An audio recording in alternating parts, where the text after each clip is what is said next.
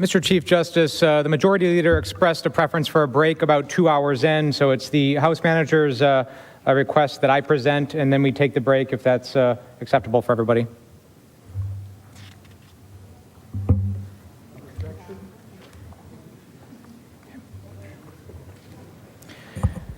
Mr. Chief Justice, members of the Senate, Counsel for the President, and the American people, where were you on July 25th, 2019? It was a Thursday. Members of the U.S. Senate were here in this chamber. On July 25th, across the Atlantic, our 68,000 troops stationed throughout Europe were doing what they do every day, training and preparing to support our allies and defend against Russia. The professionalism and sacrifice of our men and women in uniform is a source of great strength. But America is also strong, and America is also secure because we have friends. On July 25th, 2019, one of those friends was a man named Alexander Markiv.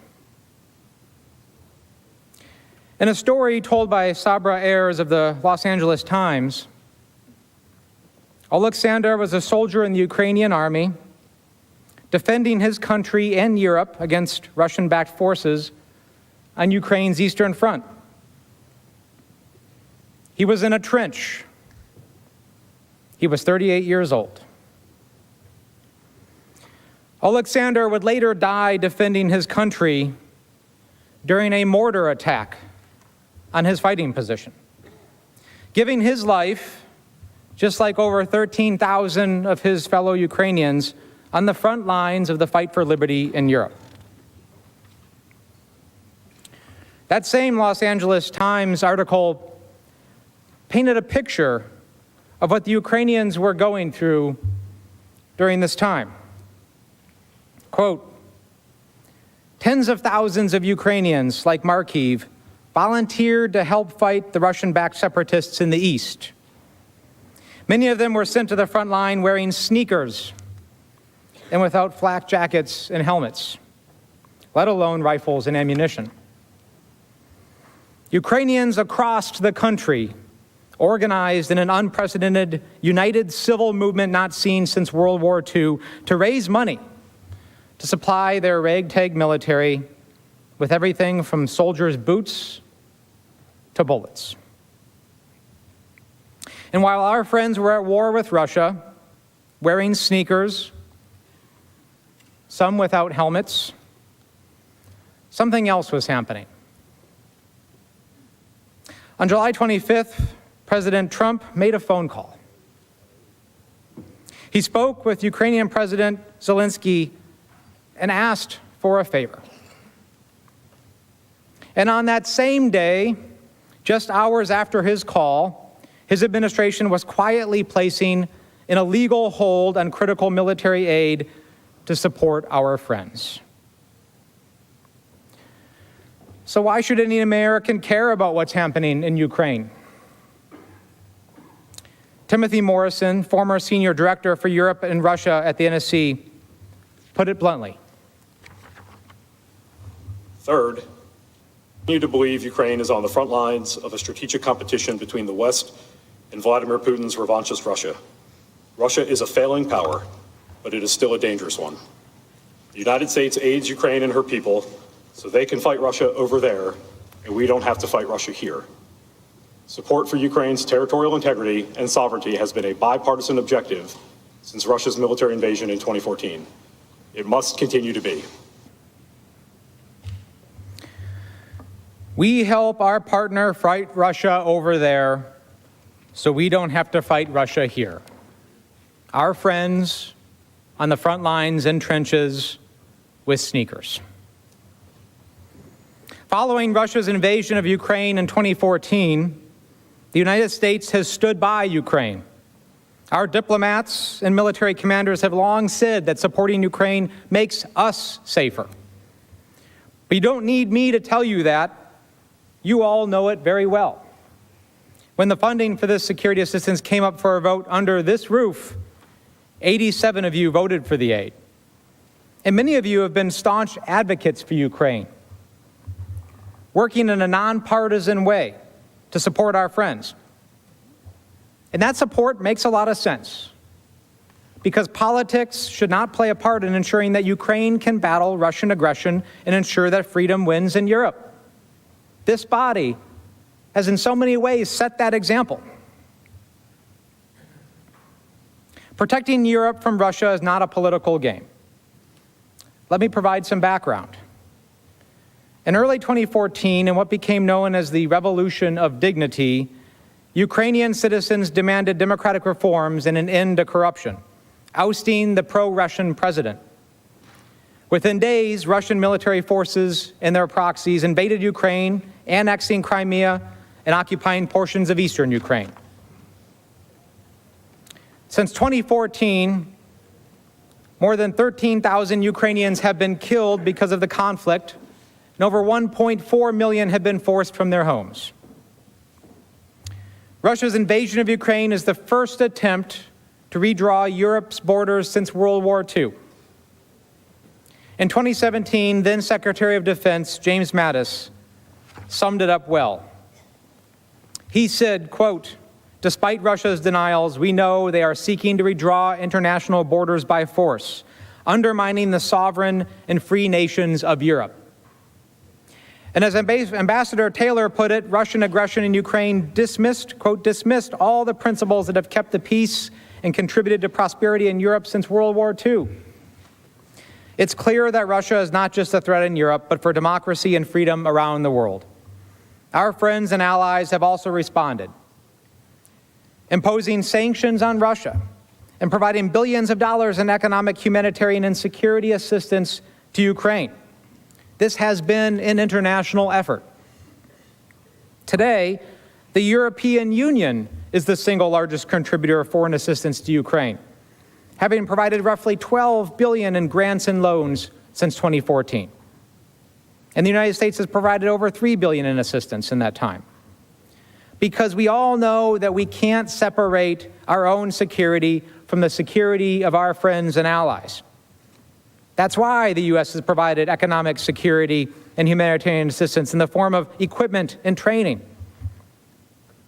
Ambassador Taylor testified that American aid is a concrete demonstration of our, quote, "commitment to resist aggression and freedom and defend freedom." He also detailed the many benefits of our assistance for Ukraine's forces. Mr. Chairman, the security assistance that we provide, it takes many forms. One of the components of that assistance is counter-battery radar. Another component are sniper weapons. These weapons and this assistance it allows the Ukrainian military to deter further incursions by the Russians against Ukrainian territory. If that further incursion, further aggression were to take place, more Ukrainians would die. So it is a deterrent effect that these weapons provide.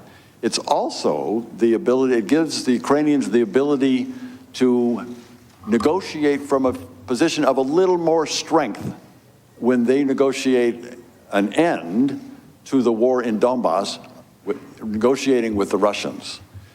This also is a way that would reduce the number of Ukrainians who would die. I would like to make a finer point of how this type of aid helps, because I know something about counter-battery radar. In 2005, I was an Army Ranger serving in a Special Operations Task Force in Afghanistan. We were at a remote operating base along the Afghan-Pakistan border. And frequently, the insurgents that we were fighting would launch rockets and missiles onto our small base. But luckily, we were provided with counter-battery radar. So 20, 30, 40 seconds before those rockets and mortars rained down on us, an alarm would sound. And we would run out from our tents, and jump in to our concrete bunkers and wait for the attack to end. This is not a theoretical exercise, and the Ukrainians know it. For Ukraine, aid from the U.S. actually constitutes about 10% of their military budget. It's safe to say that they can't fight effectively without it.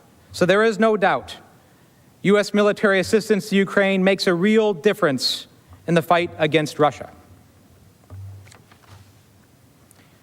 In 2019, Congress provided $391 million in security assistance. This included $250 million through the Department of Defense, the Ukraine Security Assistance Initiative, USAI, and $141 million through the State Department's Foreign Military Financing Program, FMF. President Trump signed the bill to authorize this aid in August 2018 and signed another bill to fund it the following month. The aid was underway. The train was leaving the station and following the same track it had followed every single year. But all of this was about to change. In July of 2019, President Trump ordered the Office of Management and Budget, OMB, to put a hold on all of the aid.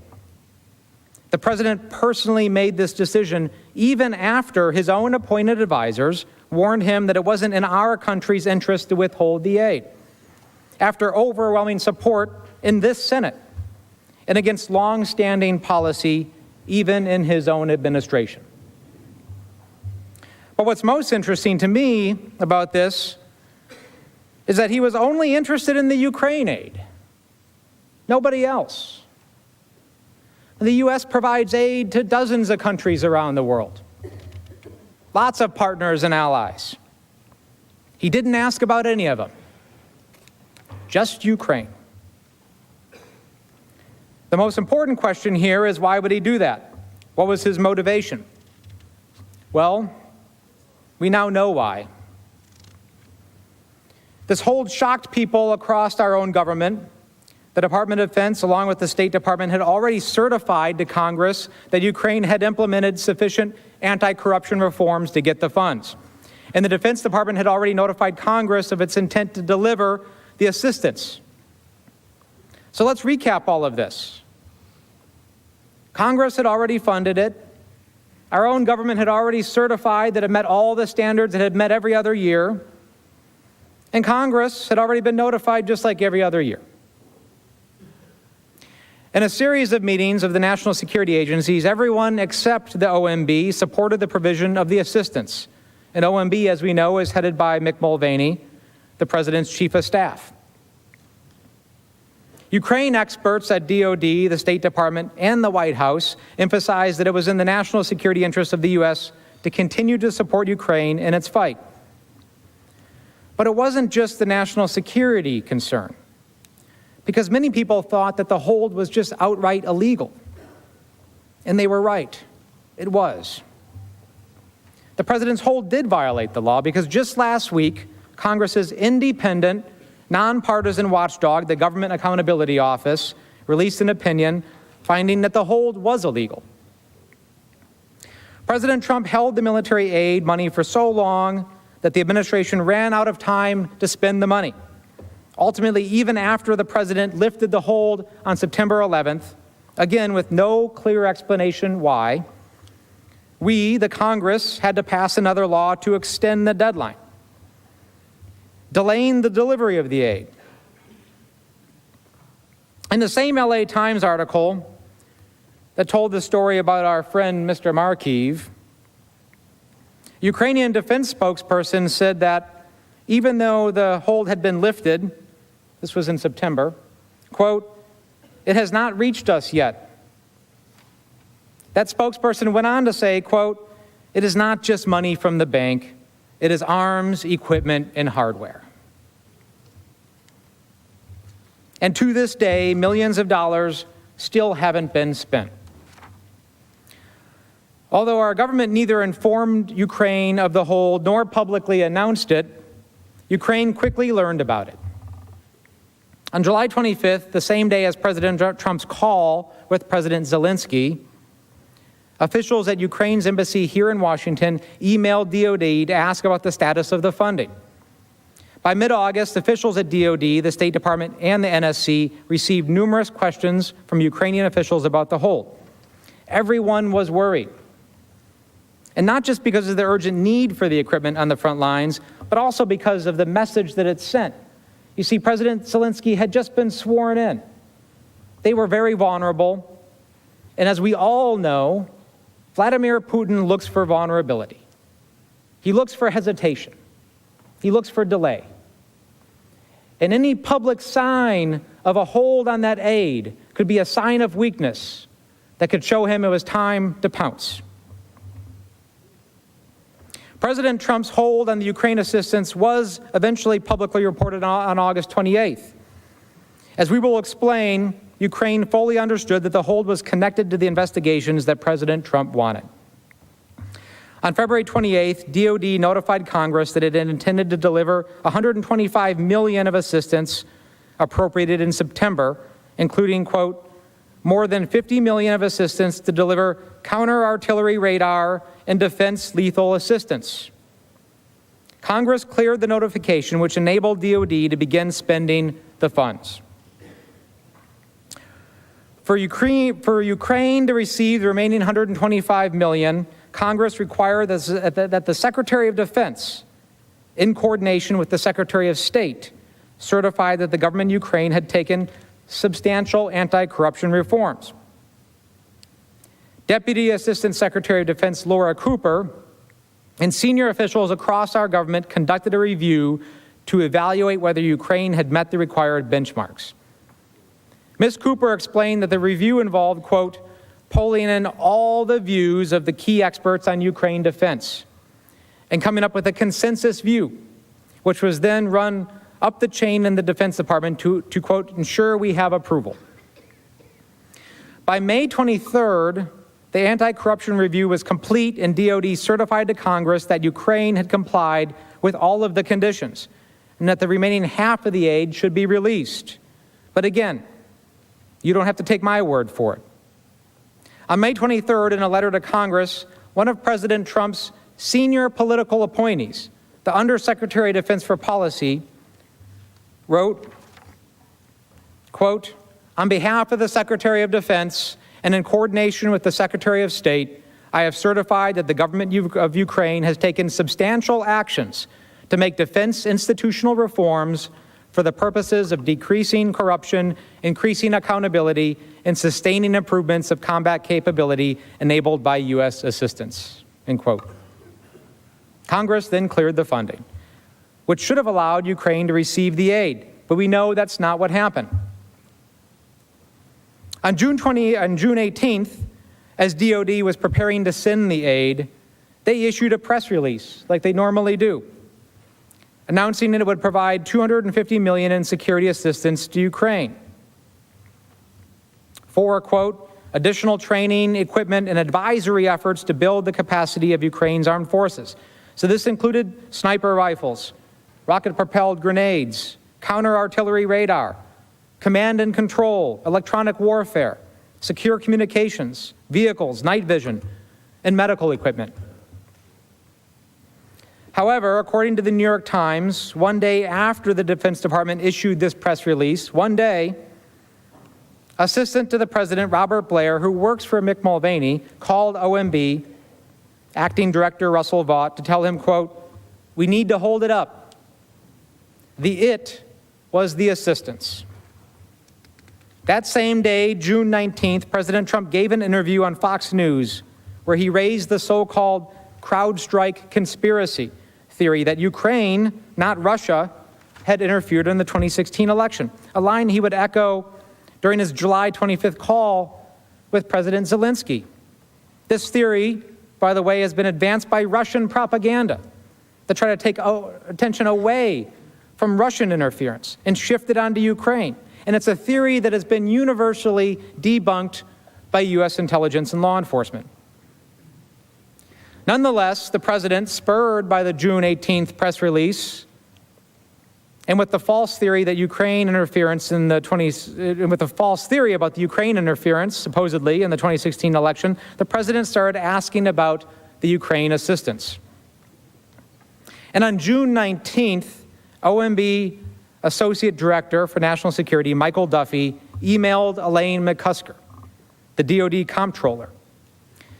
He said, quote, "The president had questions about the press report and that he was seeking additional information." This was a reference to an article in the Washington Examiner, shown here on the slide in front of you. The White House withheld this email from the House, of course. We first learned of it from Duffy's deputy, Mark Sandy, who testified that he was copied on it. Subsequently, as a result of a lawsuit under the Freedom of Information Act, the public, and therefore Congress, received a copy of that email. But the White House still refuses to comply with the subpoenas for this and other documents. On June 20th, McCusker responded to President Trump's inquiry by providing Sandy information on the Security Assistance Program. Sandy shared the information with Duffy, but he did not know whether Duffy shared the information with the White House. Laura Cooper also recalled receiving an email inquiry about Ukraine security assistance, quote, a few days after DoD's June 18th press release.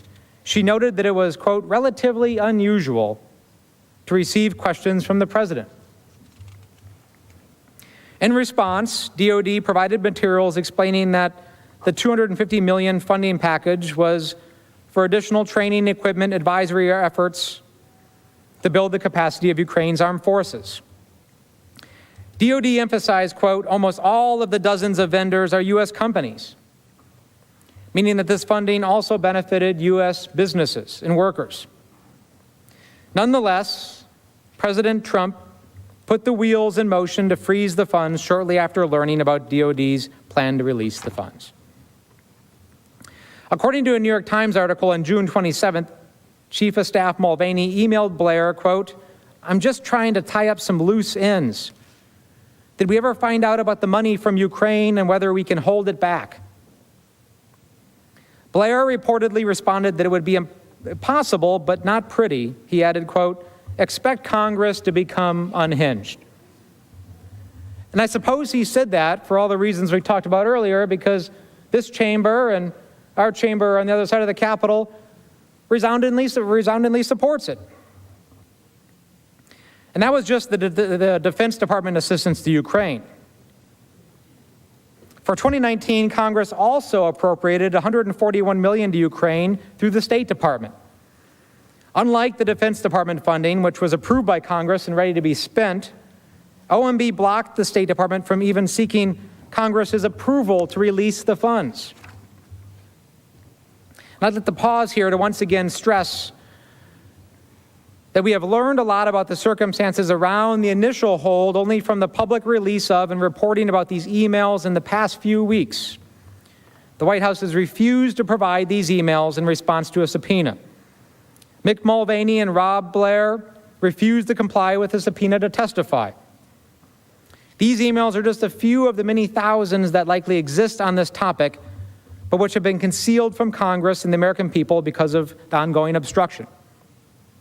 In fact, last night, as we were here late into the night, sometime around midnight,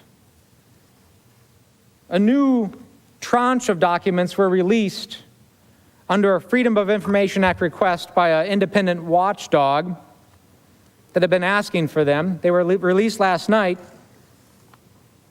between Mr. Duffy and Elaine McCusker and others on the things that I'm talking about right now.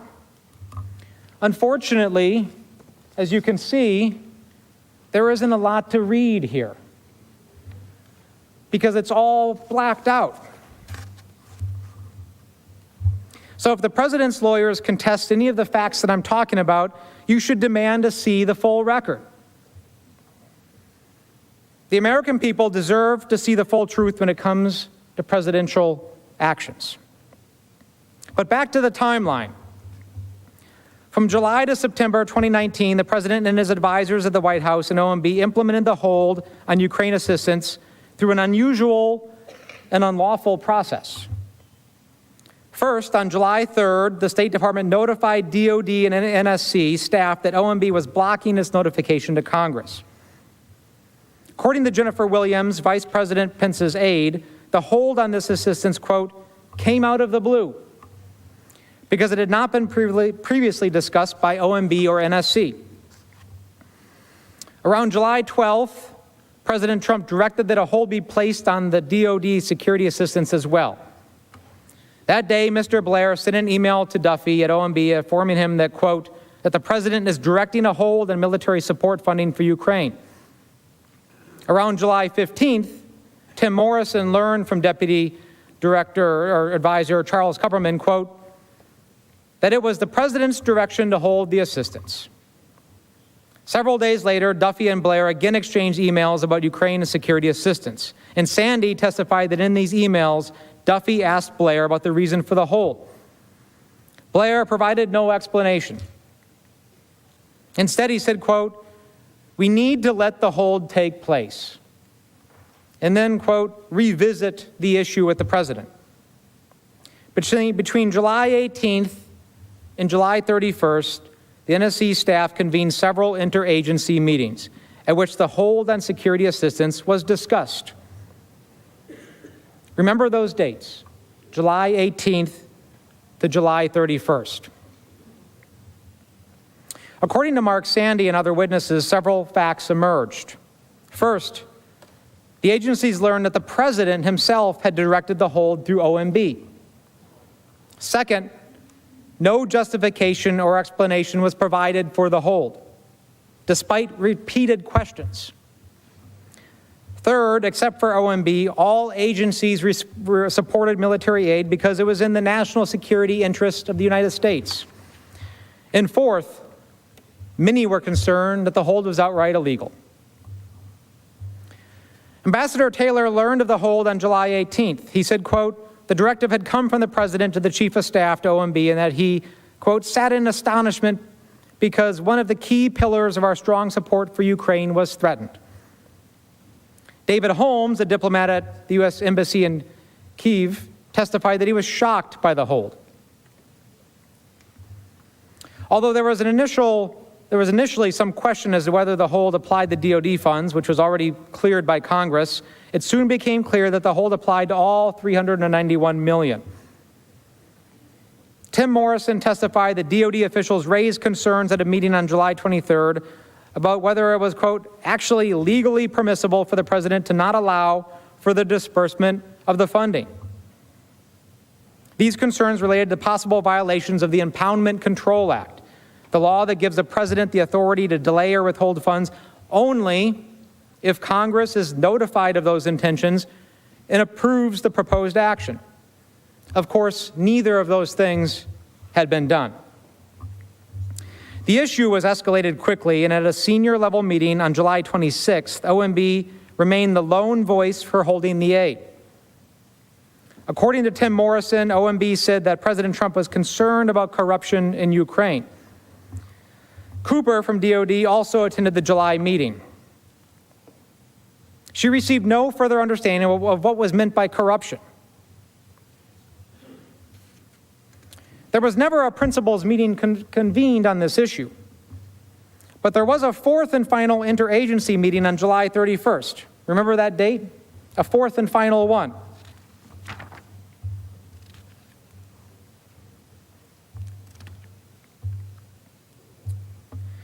There is a process for making sure that U.S. aid money makes it to the right place, to the right people. And Mr. Chief Justice, I do see a lot of members moving and taking a break. We would like to take a break at this time. I have another probably 15 minutes. Oh, I think we can continue. Okay. If I may, what I was going to suggest was at 6:30, we take a 30-minute break for dinner. Okay. If that Yes. would work. So break at 6:30? Yep, okay. What I was going to suggest was a break for dinner at 6:30 for about 30 minutes. That work? Yeah.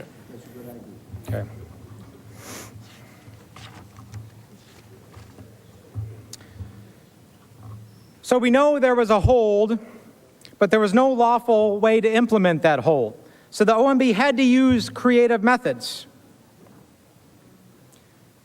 There is a process for making sure that U.S. aid money makes it to the right place, to the right people, a process that has been followed every year since Congress approved security assistance to Ukraine. The administration needed to find a creative way of getting around that process. Later in the evening of July 25th, the OMB found that way. Even though DOD had already notified Congress that the funds would be released, here is how it worked. First, OMB issued guidance asserting that there was an ongoing review of assistance, even though none of the witnesses who testified were aware of any review of assistance. Second, OMB also attempted to hide the hold in a series of technical footnotes and funding documents. And third, OMB's leadership also transferred responsibility for approving funding obligations from career civil servant Mark Sandy to a political appointee, Mark Duffy, someone with no relevant experience in this funding.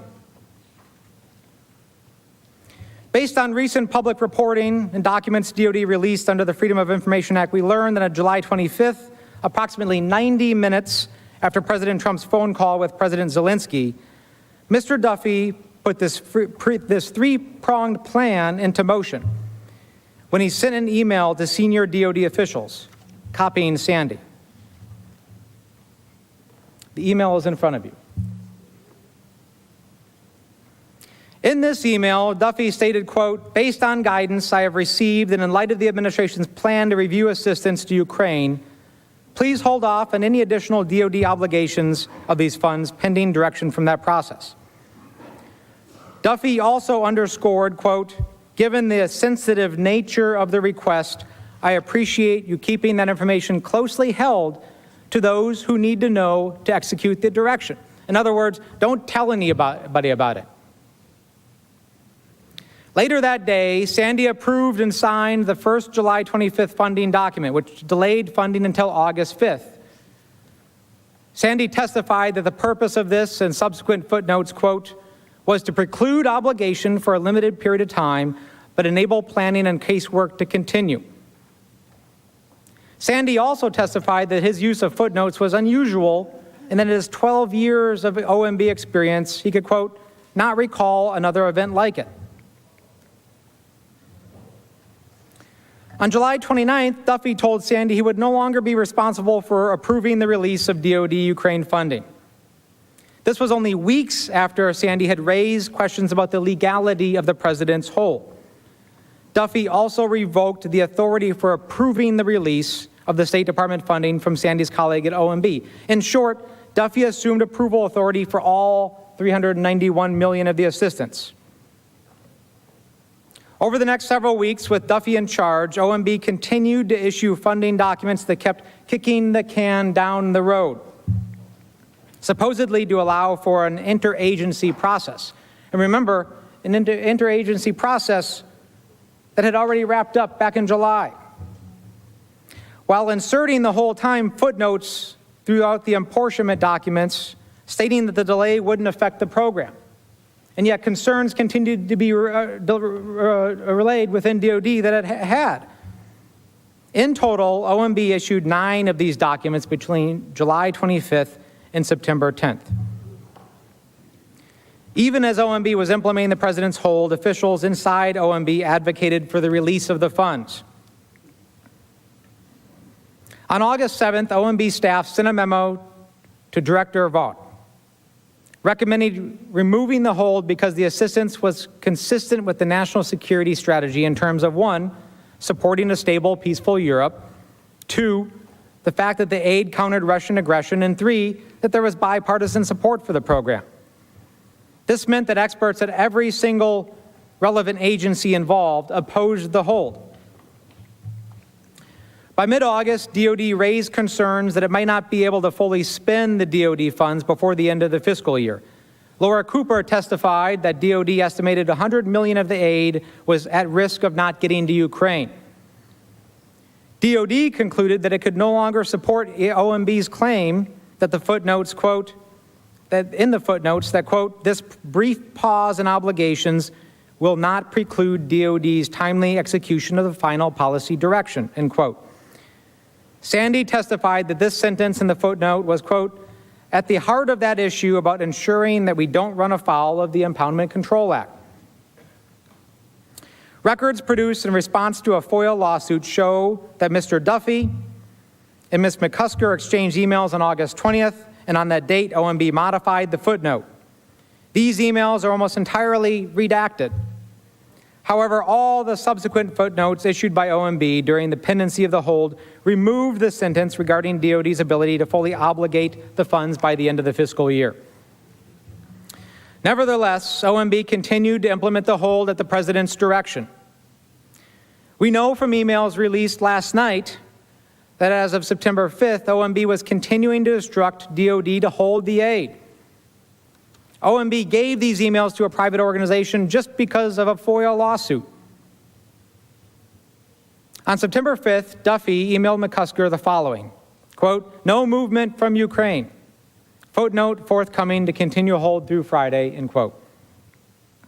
We know that McCusker responded to OMB with a lengthy email detailing DOD's serious concerns, but OMB redacted almost the whole thing. As I explained last night, OMB has key documents that President Trump has refused to turn over to Congress. Key documents that go to the heart of one of the ways in which the president abused his power. Concerns about whether the administration was bending, if not breaking the law, contributed to at least 2 OMB officials resigning, including an attorney in OMB. According to Sandy, one colleague specifically disagreed with OMB General Counsel about the application of the Impoundment Control Act.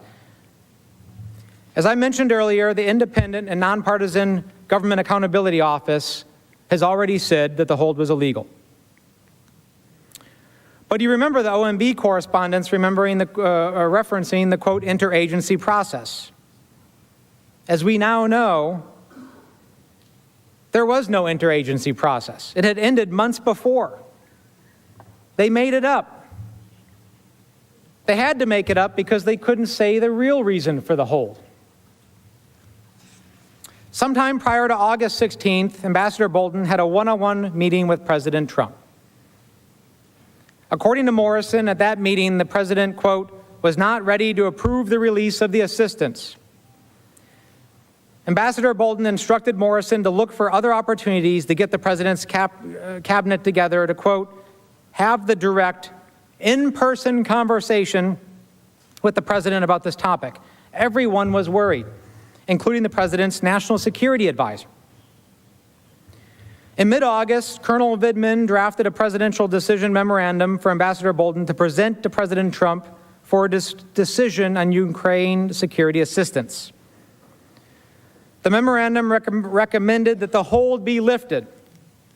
Morrison testified that the memorandum was never provided to the president because of other competing issues.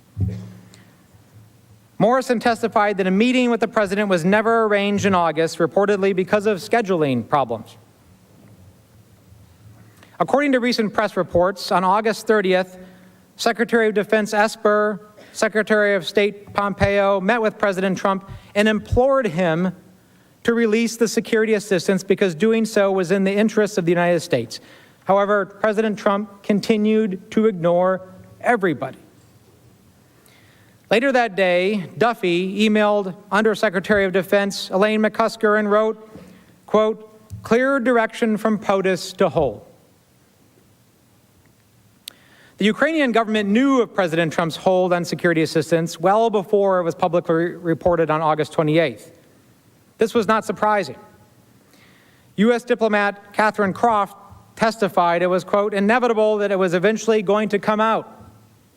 She said 2 individuals from the Ukrainian embassy here in Washington approached her approximately a week apart, quote, quietly and in confidence, to ask me about an OMB hold on Ukraine security assistance. She could not precisely recall the dates of these conversations, but testified that she was, quote, very surprised at the effectiveness of my Ukrainian counterparts. Everyone was worried. So why would these diplomats quietly make this inquiry? It's because if it had gone public, It would show that weakness against Russia that was so concerning to everybody involved. She said, quote, "I think that if this were public in Ukraine, it would be seen as a reversal of our policy. It would be a really big deal in Ukraine and an expression of declining U.S. support for Ukraine." Meanwhile, Laura Cooper testified that DOD heard from the Ukrainian embassy on July 25th, the same day as President Trump's call to President Zelensky. On July 25th, a member of my staff got a question from a Ukraine embassy contact asking what was going on with Ukraine security assistance. Because at that time, we did not know what the guidance was on USAI. The OMB notice of apportionment arrived that day, but the staff member did not find out about it until later. I was informed that the staff member told the Ukrainian official that we were moving forward on USAI, but recommended that the Ukraine embassy check in with state regarding the FMF. USAI referred to the $250 million that OMB blocked DOD from sending to Ukraine. FMF referred to the $141 million that they blocked from the State Department. On July 25th, Cooper's staff also received 2 emails from the State Department revealing that the Ukrainian embassy was, quote, asking about security assistance, and that the Hill knows about the FMF situation to an extent, and so does the Ukrainian embassy. One of Cooper's staff members reported additional contacts with Ukrainian officials about the hold in August. Finally, we know the Ukrainians knew about the hold because the New York Times published an interview with the former Deputy Foreign Minister of Ukraine, Elena Zirkle. She stated that she and President Zelensky's office received a cable in late July informing them of the hold. In short, by the time of Politico's report on August 28th, the Ukrainians were well aware that the aid was not only important, was not the only important official act that the White House was withholding from them. The long-sought White House visit for President Zelensky was also in limbo.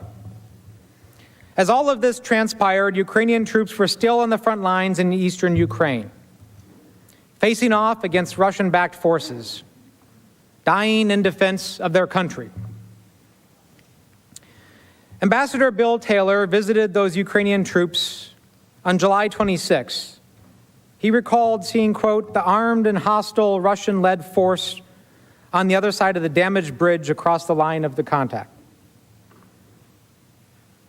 When asked to reflect on that visit, here is what Ambassador Taylor had to say. Let's talk about July 26th, a lot of years later.